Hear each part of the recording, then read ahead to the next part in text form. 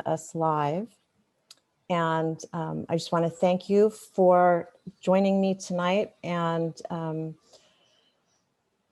joining me in learning about other things that you can do to help your pets with their skin issues and without using the dangerous medications that we have been given.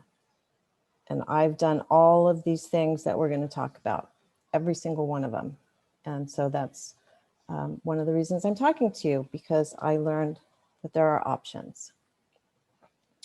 So hopefully none of our pups ever got this bad, but in fact, the skin issues can be this bad, and it's just heartbreaking.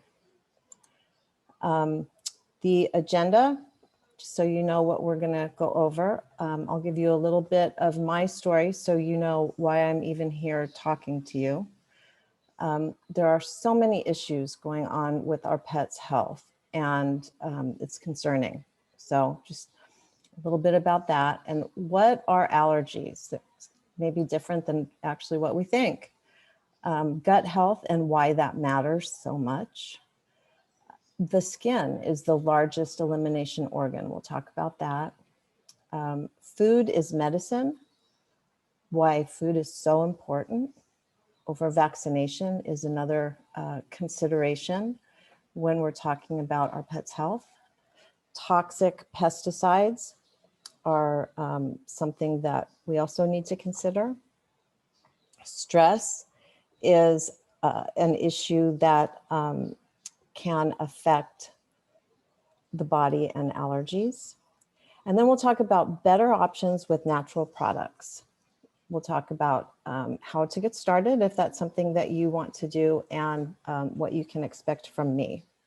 Hi, Kyoko.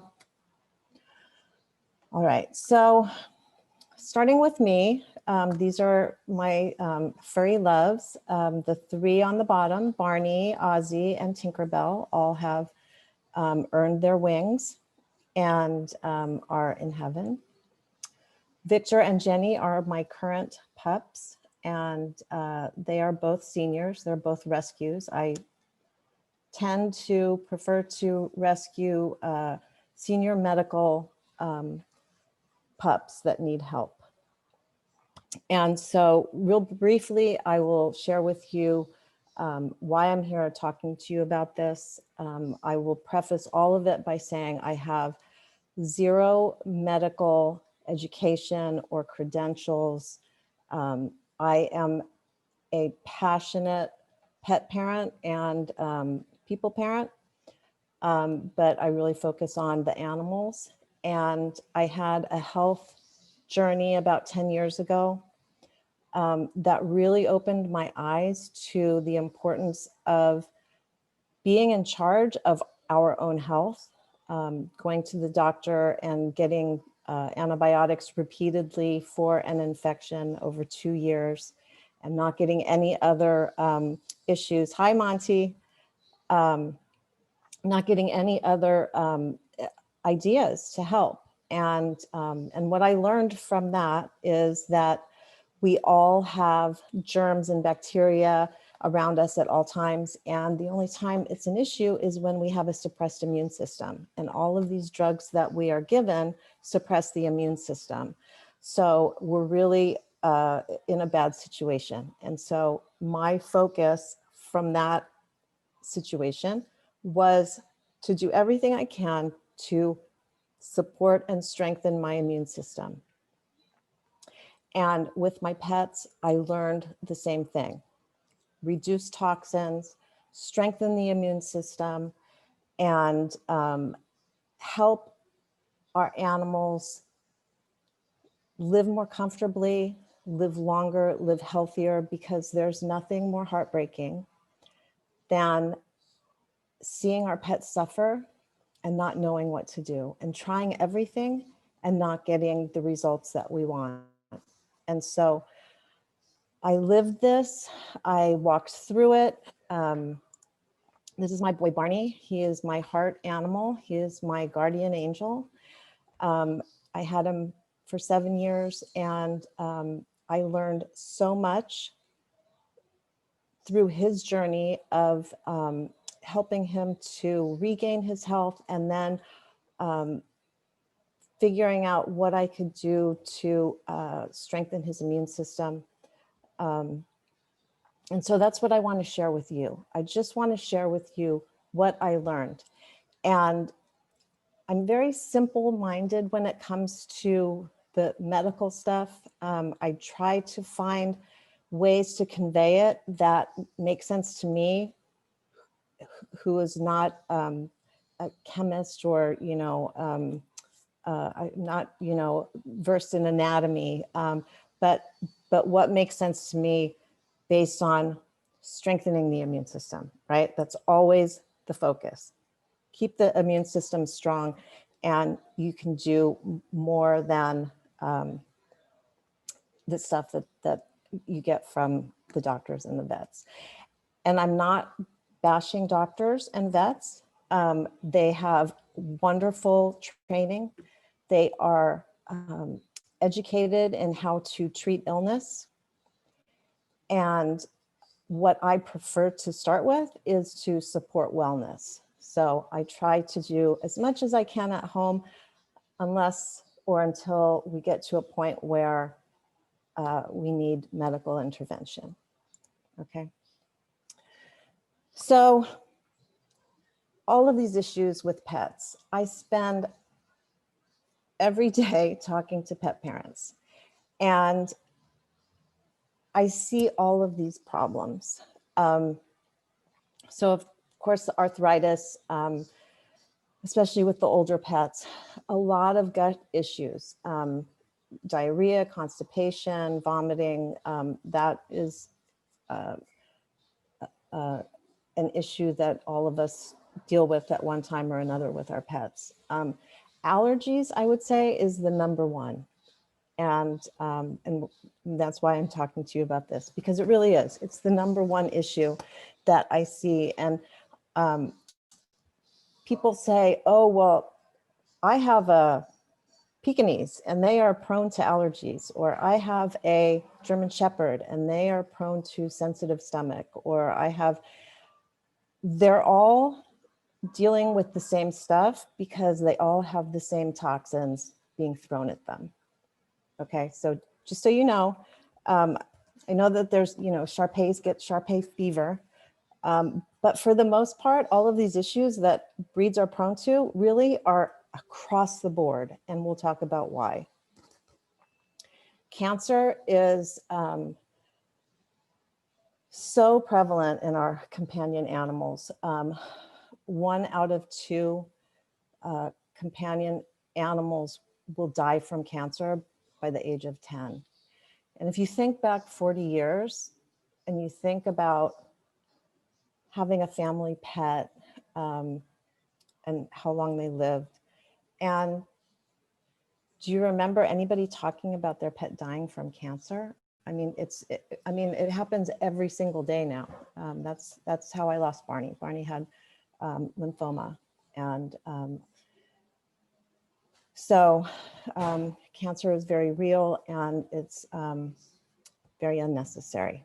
So the things that we'll talk about also lend themselves to helping our pets to not develop cancer. Ear infections, diabetes, skin infections go along with the allergies, kidney disease, periodontal disease, and then epilepsy and seizures. There are so many pups I'm seeing that are dealing with seizures, and it's frightening to me. These neurological issues, and in so many cases, the vets are calling them idiopathic. So they don't know what's causing them. We don't know.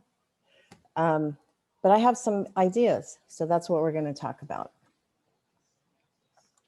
Okay.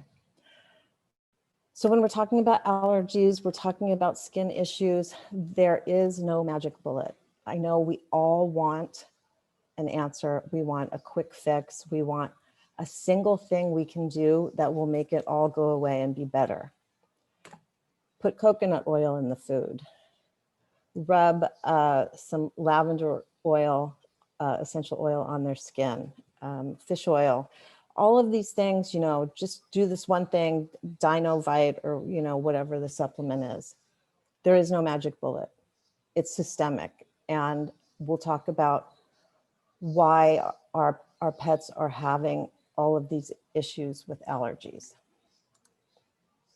So there's different types of allergies. A lot of these graphics are for people, but what I want you to understand is that all of this information is relevant for humans and animals, okay? We're talking about animals, but this is also the same with people. So if you have somebody in your family who is suffering from allergies, what I'm talking about is going to apply to them as well, okay? But we're talking about the dogs. So there's dust mite allergies, pollen allergies, mold, vaccines. There are things in the vaccines that can cause allergies.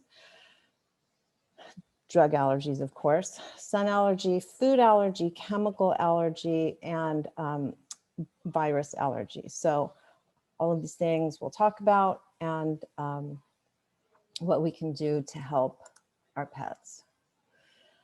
So there's different types of allergies. If you're looking at an allergy, which is the itching problem, a bona fide allergy would be to, for instance, an environmental allergy, like they're allergic to pollen. They're going to have that itching response. And of course, it can lead to secondary bacterial infections, yeast, and those problems. And then there's the food sensitivity. And that's different because it really manifests in the GI type of issues, irritable bowel syndrome. So it's more of a gut thing. And they can have both. We can have both. So the histamine reaction to an antigen, let's just stick with the pollen. The pollen is the antigen. The body releases a histamine, and it can have all of these different reactions. It affects the gut, it affects the blood vessels, respiratory, skin.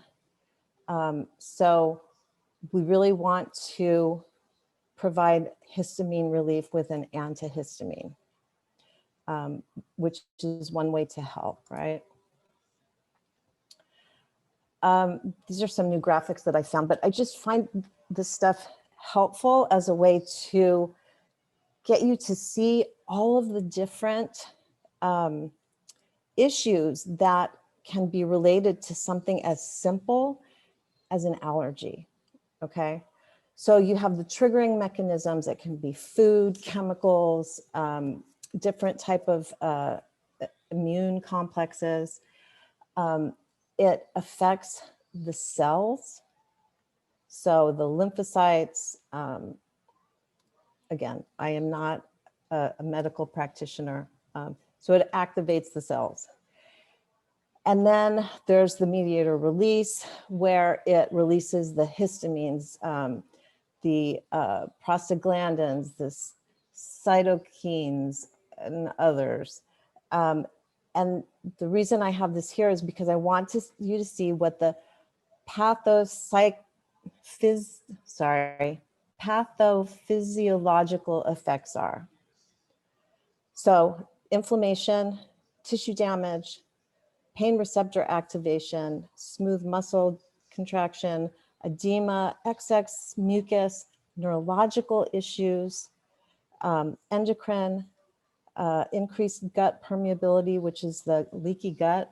And then over here around this person are all of these different things that can be related to the allergic response. I mean, look at this. Now, I don't know that dogs can have fibromyalgia, but they can have something similar. We're talking about autoimmune disorders, right? So the whole situation of having allergies is really bigger than sneezing and runny nose and watery eyes, right? Okay, so now let's talk about, we're having issues. We take our animal to the vet who treats symptoms of illness. And what do we get?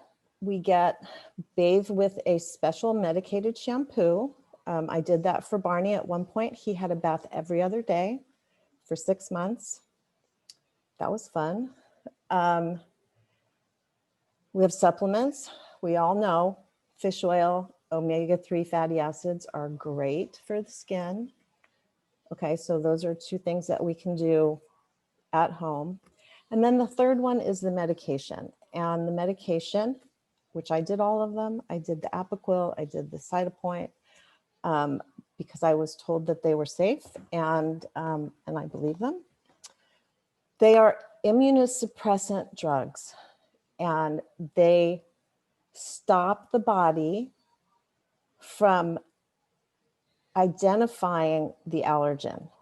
So they turn off that allergic response, but they also turn off the response to other invaders. And that's a bad thing, because those other invaders, the body is supposed to be fighting against, and they ignore them. And that's where we can have really, really dire consequences. All right. So I always like to follow the money. You know, Apoquil is really a powerful pharmaceutical that is prescribed by a lot of doctors. It does work really well and really fast.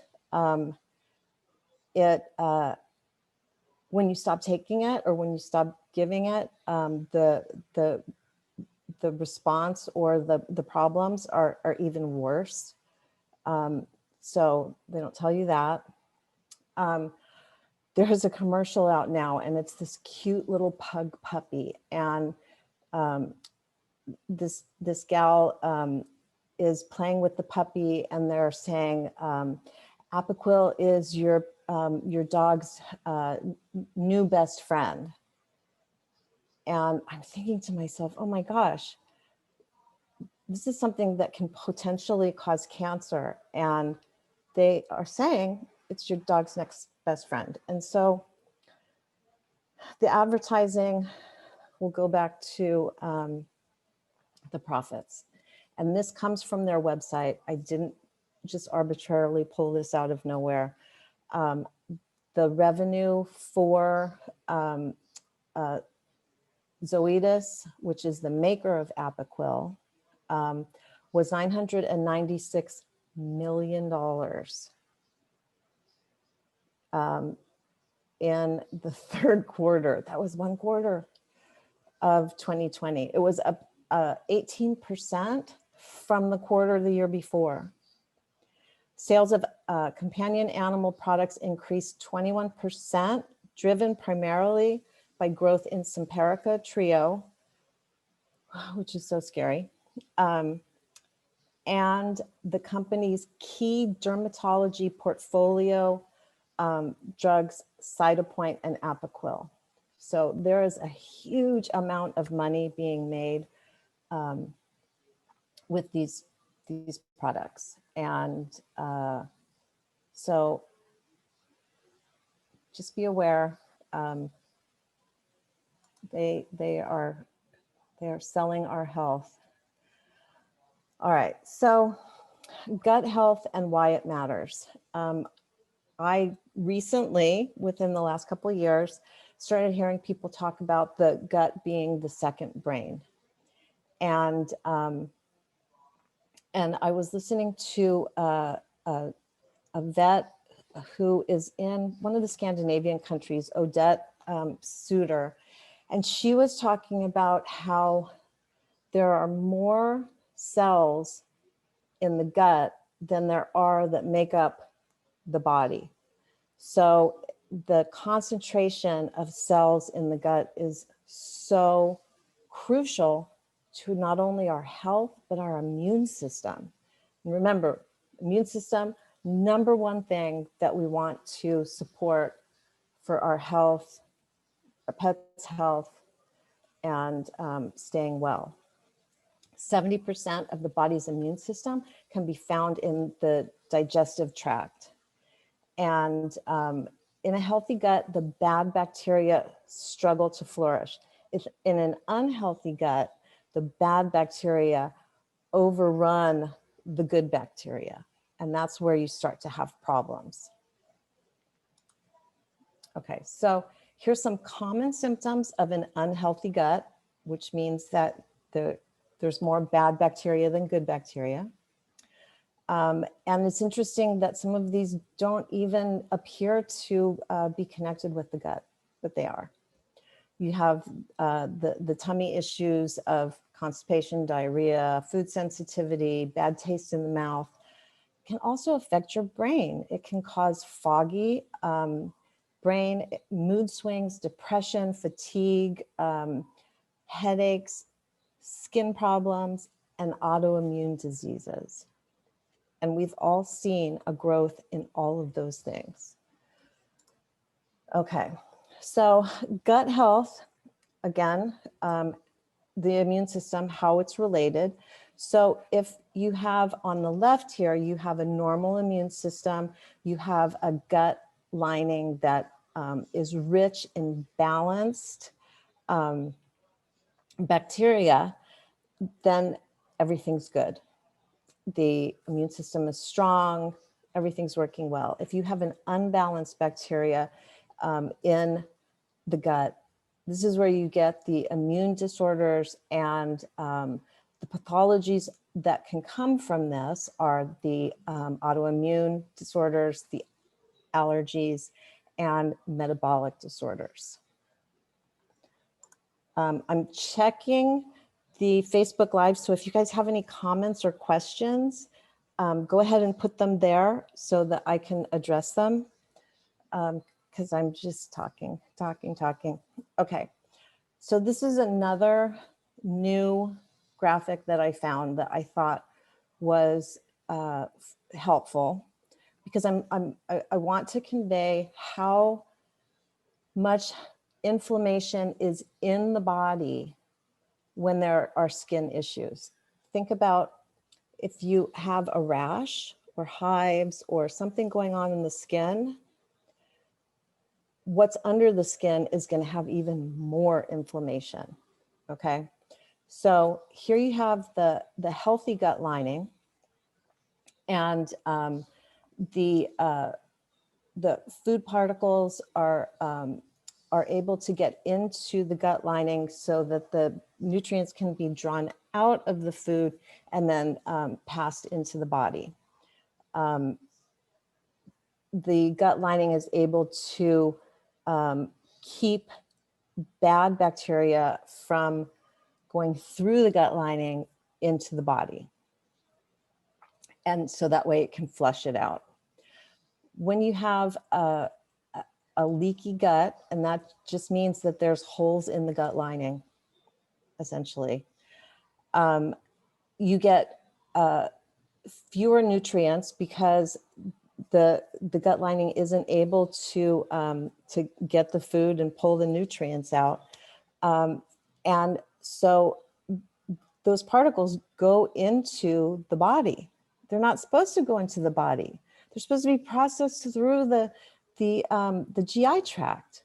And then you also have these, the yeast, bacteria, parasites, and everything are able to go through the gut lining as well. So the thing that I really wanted to point out from this is that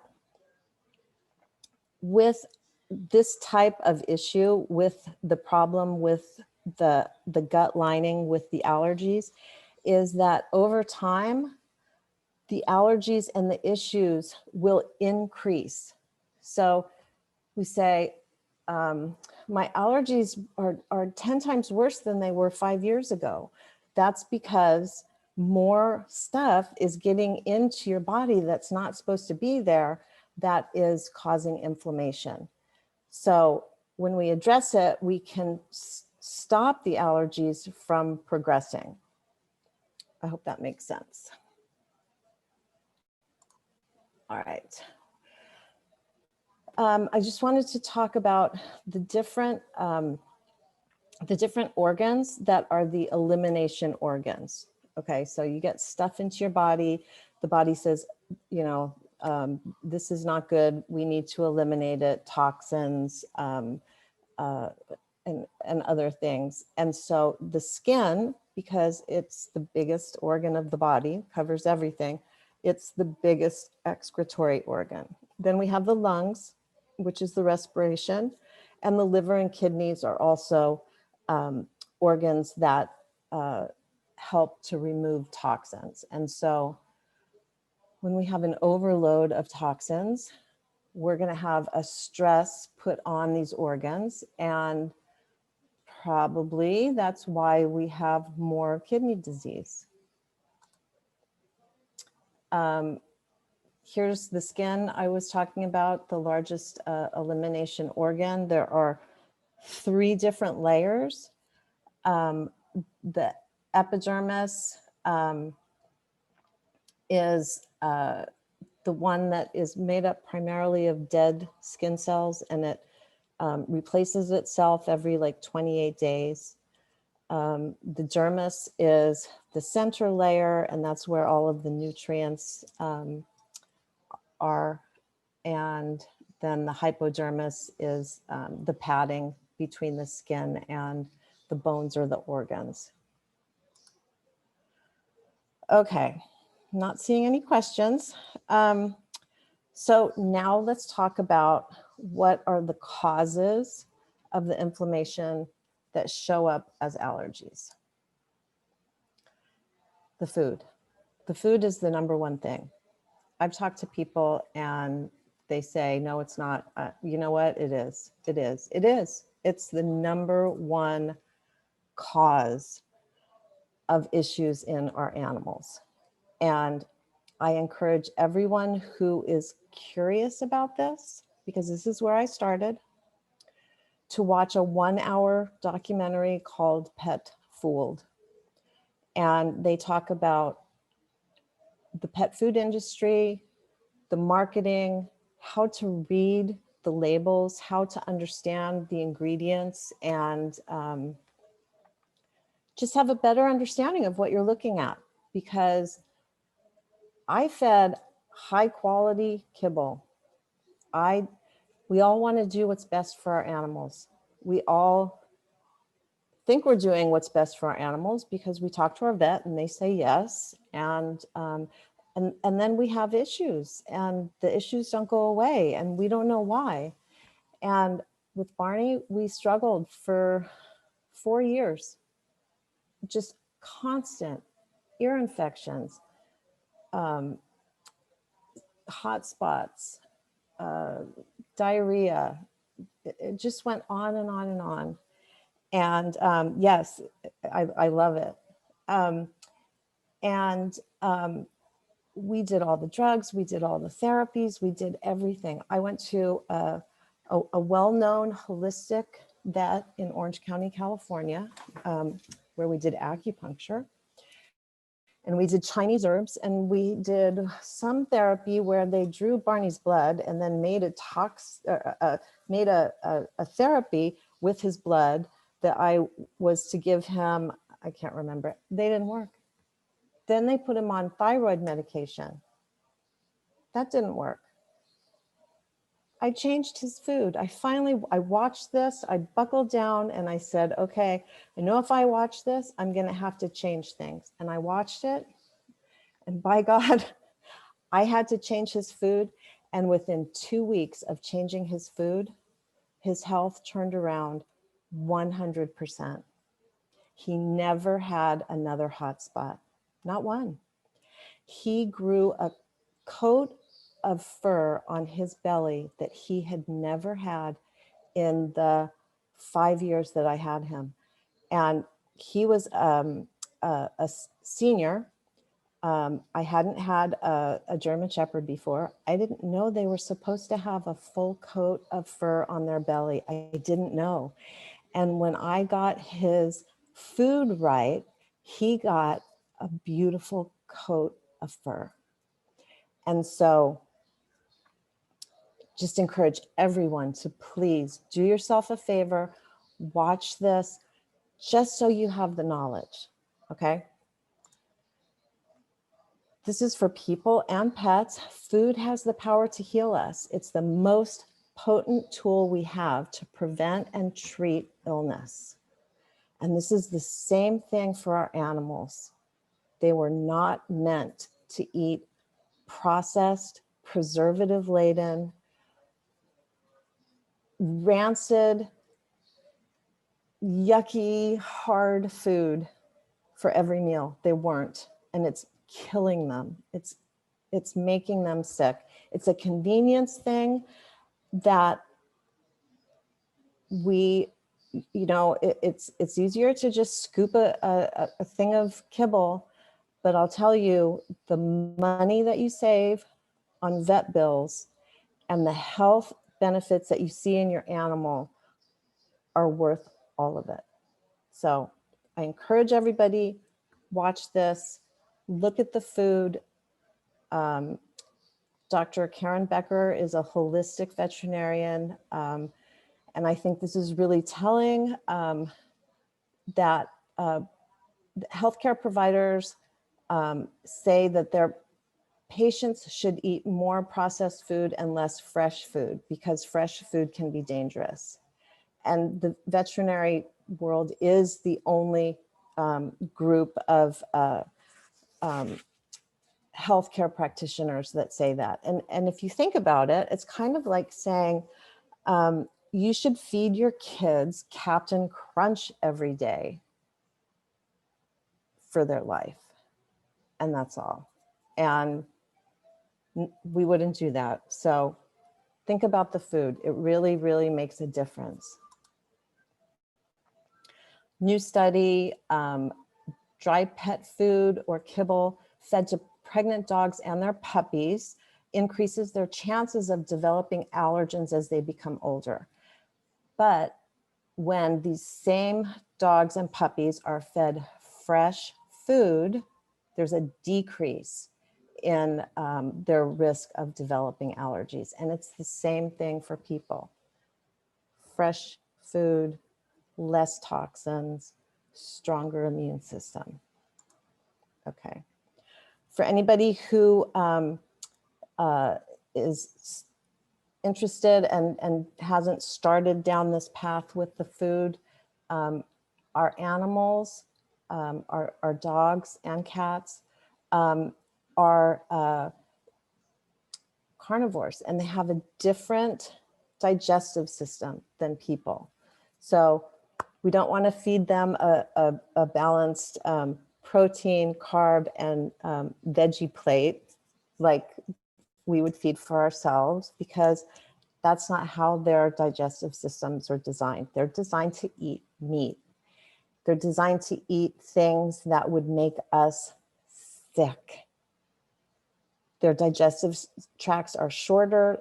The pH acid level in their stomachs are really high to kill pathogens that would make us sick, but that their bodies are able to withstand. You know, we see them take a bone or something and bury it for a week and then dig it back up and start gnawing on it again. They eat poop. I mean, they have a different digestive system, and it was meant to eat meat. So this is just a graphic that I like to show for people who are not yet comfortable with the idea of fresh food. And then the last thing about the food is, if you can't afford kibble, or for whatever, or if you can't afford anything but kibble, sorry, there are things that you can do to improve the nutrients that are going into your animal's body by things like plain yogurt, raw eggs, canned sardines. There's lots of stuff that we can add to the food if you can't do full fresh food. Okay, so there's lots of options. Not saying that, you know, everybody has to feed their animal the way that I feed mine, but I want you to know what your options are. And I want you to know what the issues are. Okay. So then the next issue with what is causing itchy skin and allergies is the over vaccination. And excuse me, we're not talking about anti-vax. I and my peers do not oppose vaccinations, but what we do promote is safe vaccinations. So for instance, my seniors are ill when they come to me. If for whatever reason they need a host of 4 different vaccinations, I am not going to get them all at the same time because that is too much of a toxic load on their system. I'm going to space them out. I'm going to give them natural products that are going to boost their immune system so that their body doesn't have to fight so hard with the vaccination before and after, okay? And then the other thing that's really important, and it was new to me, and hopefully it's becoming less of an oddity, is titer testing. So one of the things that we're finding out is that the immunity in a dog's and cat, this is cat too, in their body, once they get the vaccination, can last from 7 to 15 years, which means the annual boosters are introducing toxins into their body unnecessarily and putting them at risk because there have been a lot of issues, health issues tied to vaccinations. I'll go into those in a minute, but the other thing that's really important is, and you'll see it here in this list, is that only healthy animals should be vaccinated. So, you know, when you go to get your flu shot, which I don't do anymore, but I used to, they have a form and they say, do you feel ill? Do you have any symptoms of the cold? Because if you do, they're not going to give it to you. Well, it's the same thing for animals. Introducing these toxins into the body of an animal who is not well or is going in for surgery and will be recovering from surgery is contraindicated. It is putting too much stress on their immune system. So these are things that I encourage you to look into. I encourage you to educate yourself on. These are things that we need to advocate for our animals when we go to the vet and they say, we have to do this, we have to do that. No, you don't. And this is why I don't want that done. And you have a conversation with your vet because you are your animal's advocate. You know your animal better than anybody else. And you know your situation at home. So other than rabies, there are no vaccinations that are legally required. And those, the rabies has a titer test now too. Just going over what's in a vaccine, and from this list here, you can see all of these different ingredients could cause stress to the immune system and are ingredients that honestly aren't necessary in a vaccination, and why they put them in it, I don't know. I don't know if it's because it makes the vaccination cheaper for them. I don't know. Try and get a hold of the package inserts. I know a lot of times those are not available for us. If you go online and try to look it up, you're not going to find the information. They call these vaccinations proprietary, and the reason they do that is so they don't have to list the ingredients.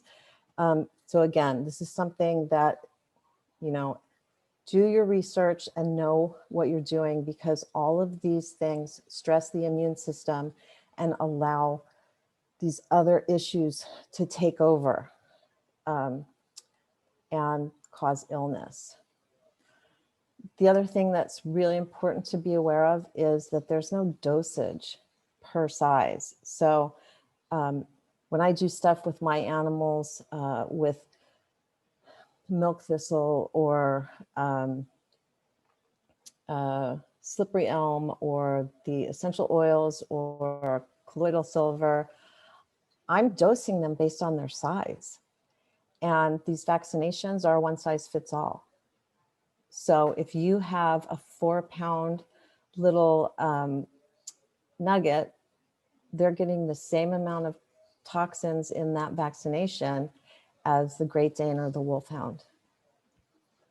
So that's another reason to really stay on top of the titer testing and not going in for those boosters that they're now doing annually instead of every 3 years.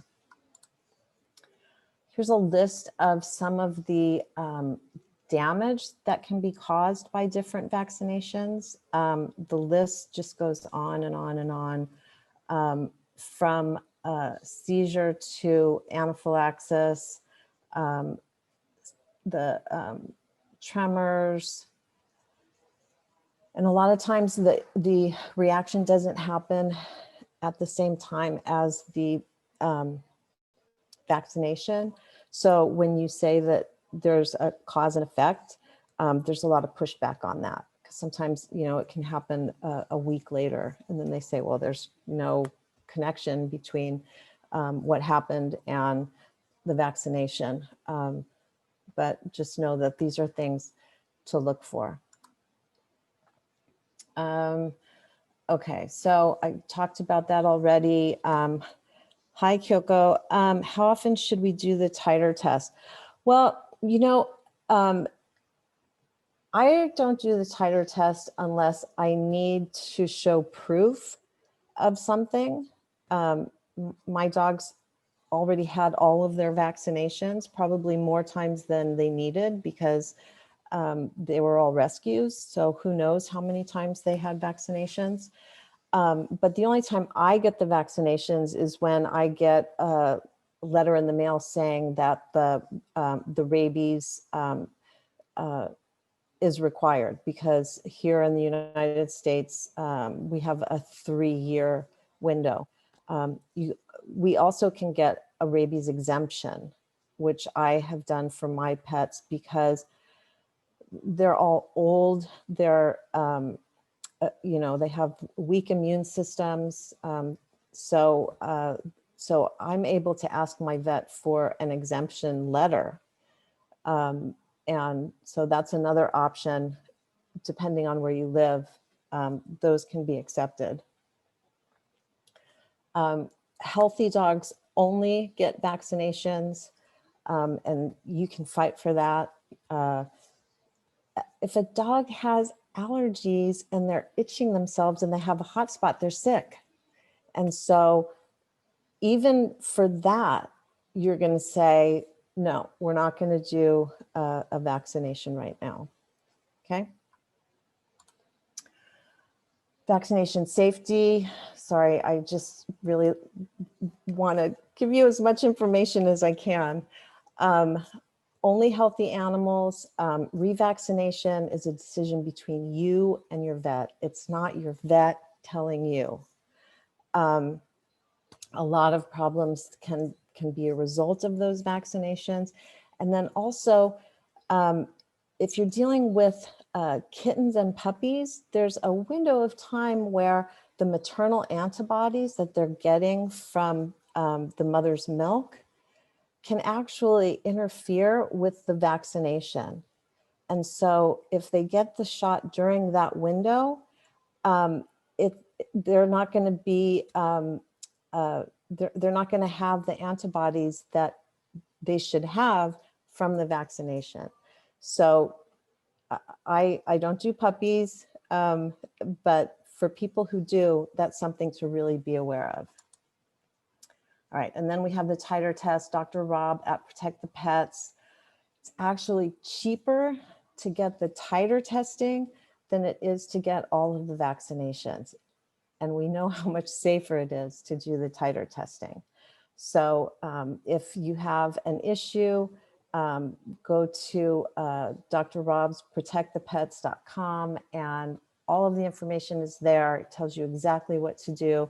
You have the blood drawn, send it into his facility, and he does the testing, and it's better.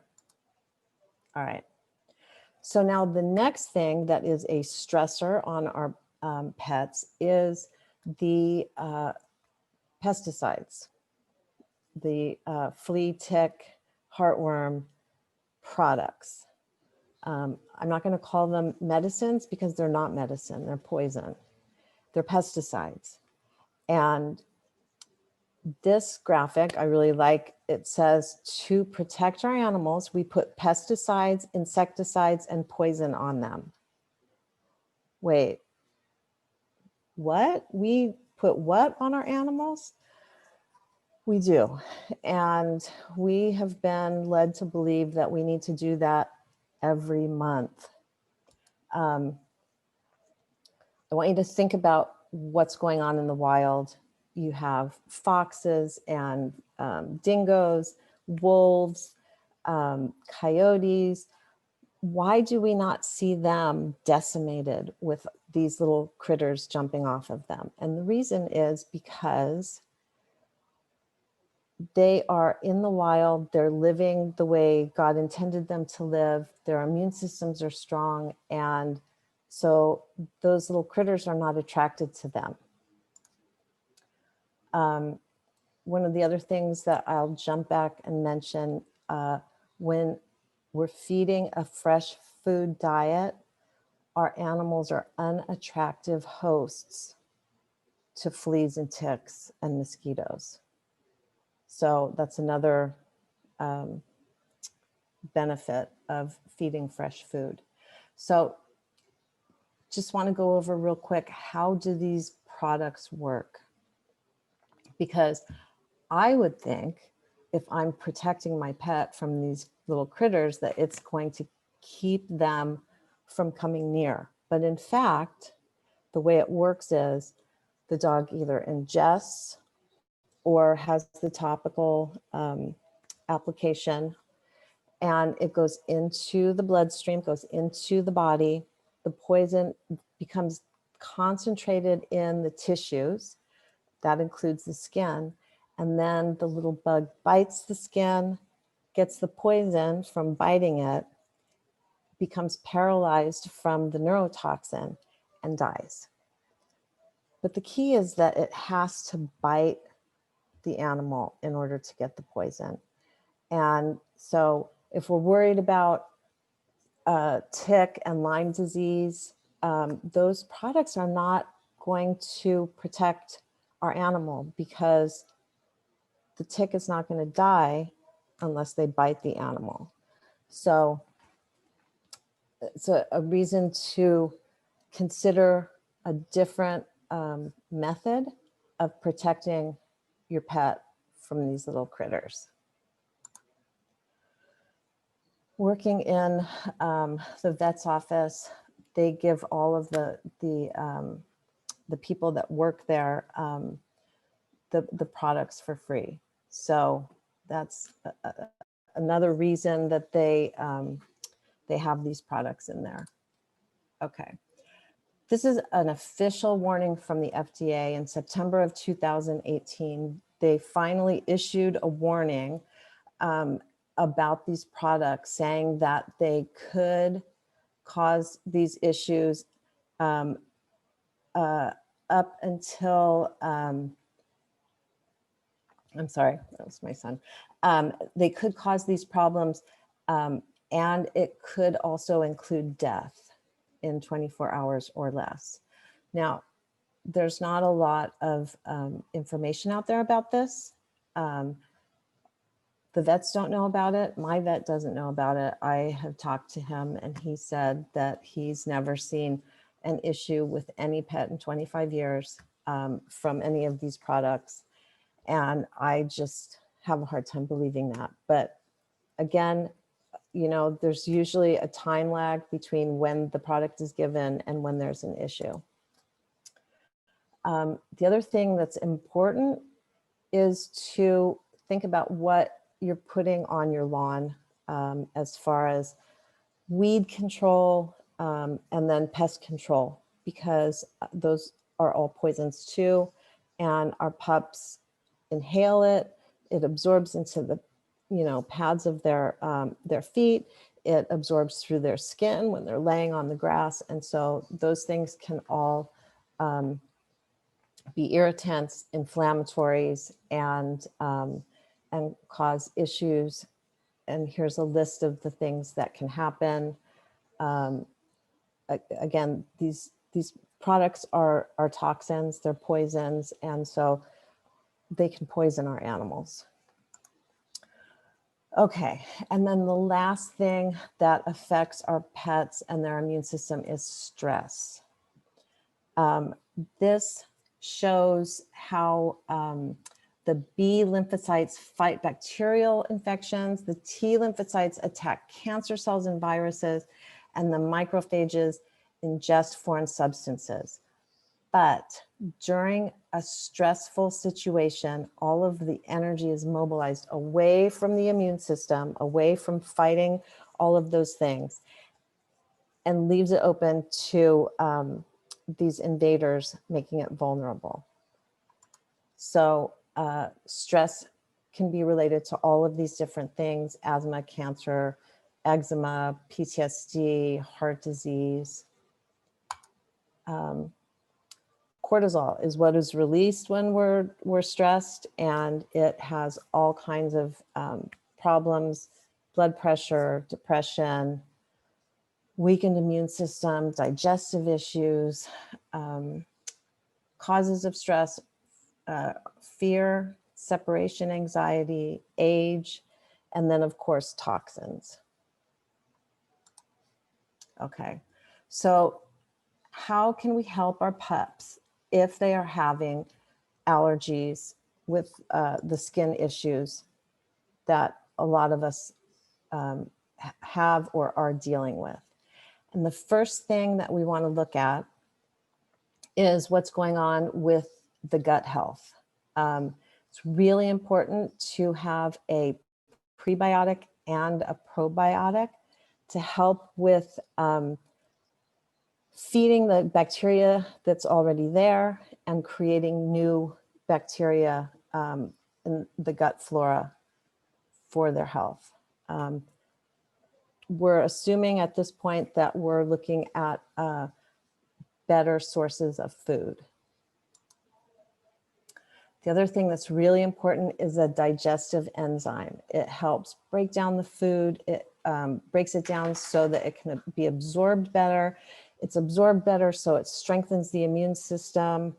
It has all kinds of other health benefits.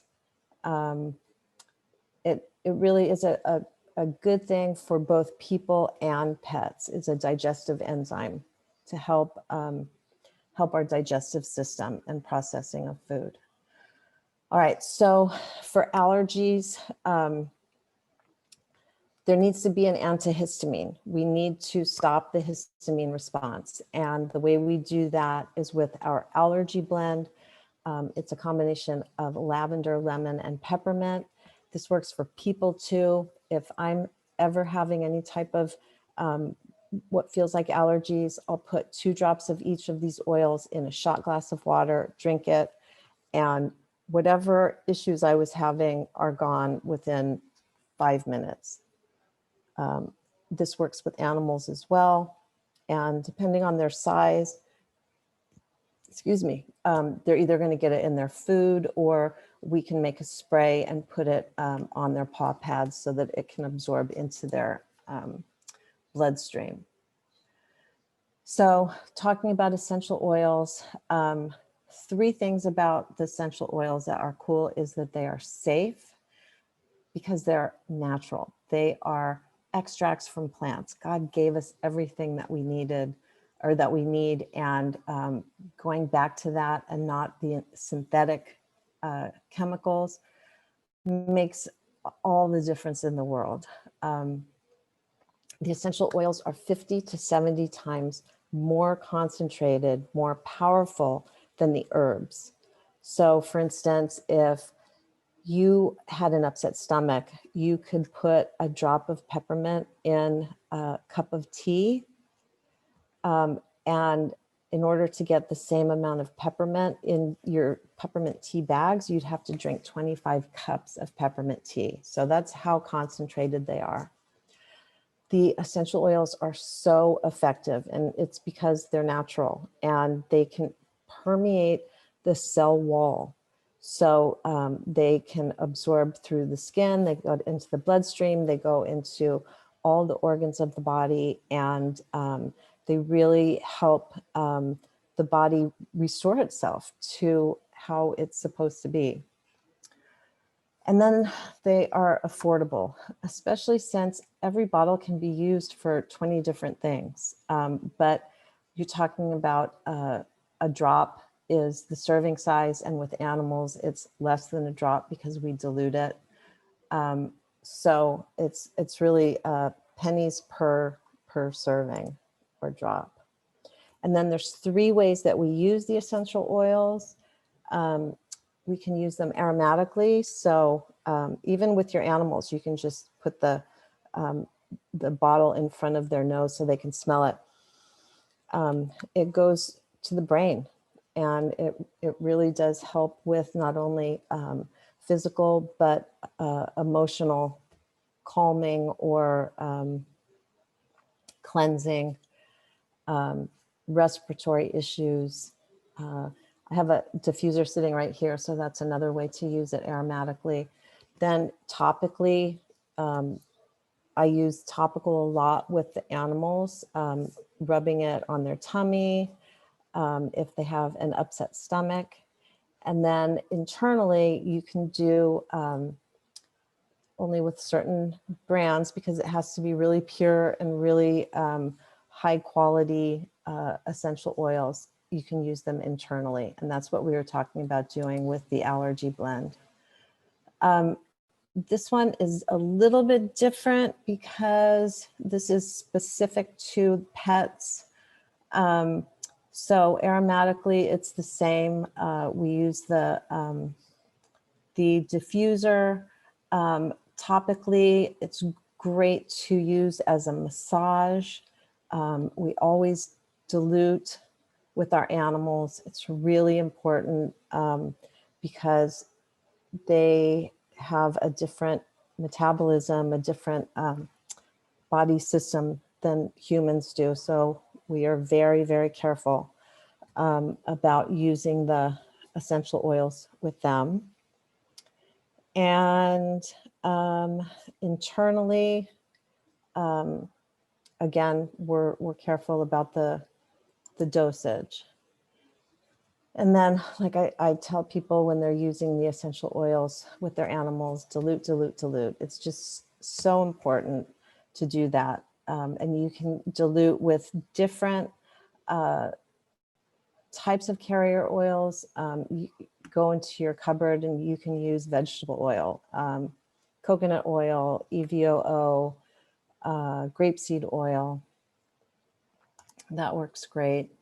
And then topically, there's a bunch of different ways that we can do it.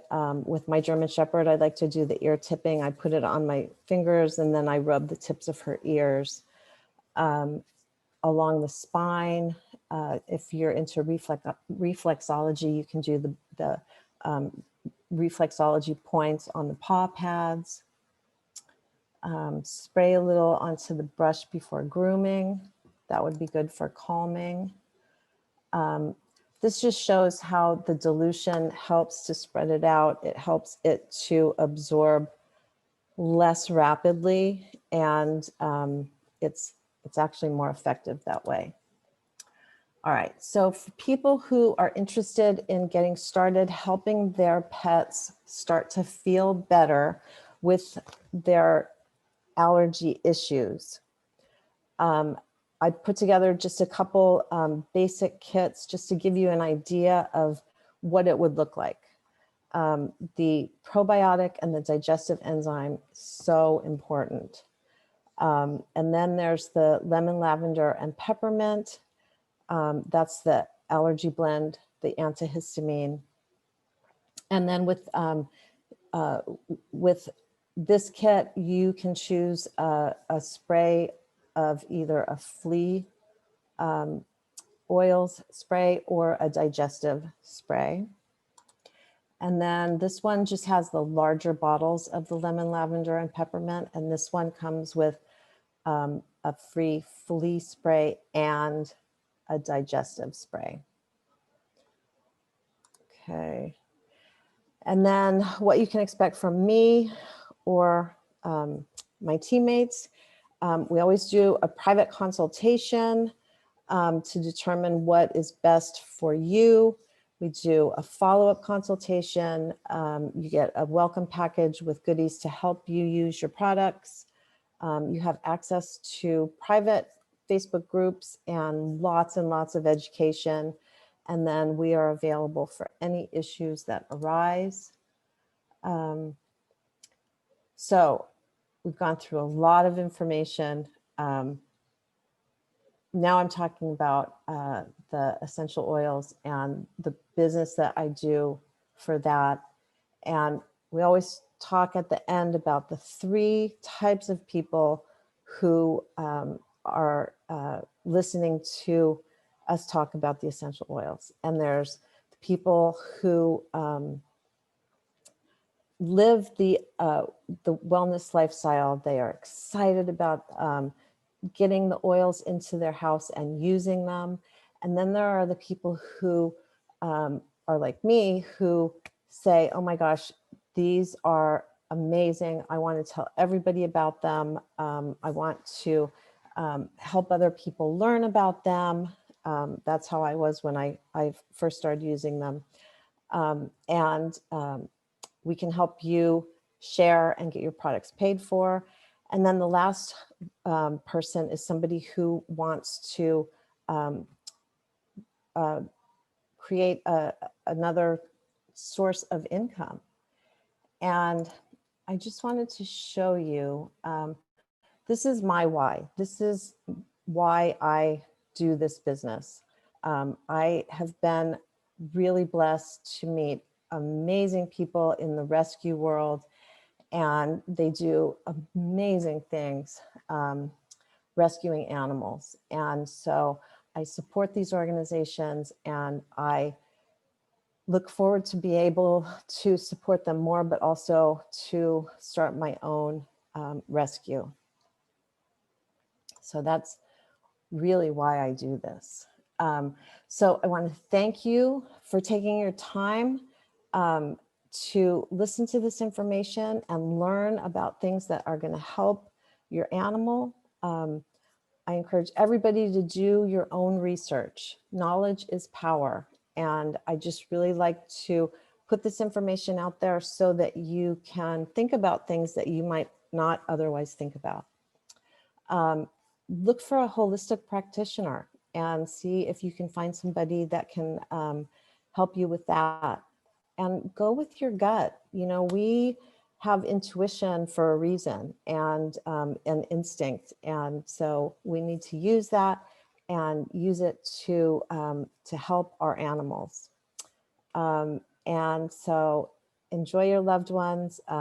Message me or whoever invited you to this class to get started. And I will look at the end of this to see if there are questions that I can answer. All right. So stop the share.